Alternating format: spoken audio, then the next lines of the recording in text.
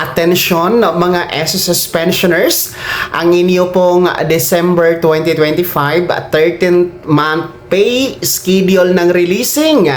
Heto po para sa ating mga unang batch, yung merong date of contingency o araw ng kapanganakan, araw ng pagkamatay, araw ng pagkasakit o araw ng pagkabalda mula 1st to 15th day of the month. Kayo po ang maunang magkaroon ng 13th month pay releasing schedule, which is mangyayari po yan sa December 1, 2025. Araw po yan ng Lunes, mga first batch. Yung atin naman po mga second batch, SSS pensioners, yung merong date of contingency mula 16 to last day of the month, no? Kung yan po ang inyong araw ng kapanganakan, araw ng pagkamatay o araw ng pagkasakit.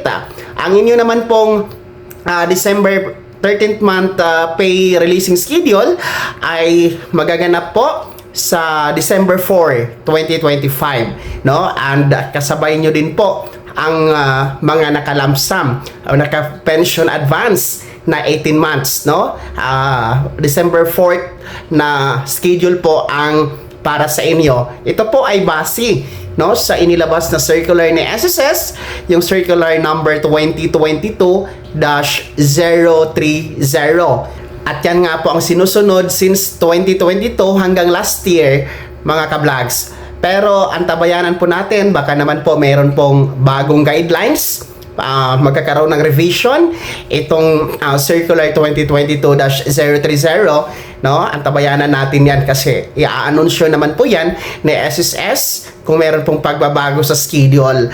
Pero hanggat wala pa, yan po ang tentative, yan po ang ating susundin na schedule, yung circular 2022-030.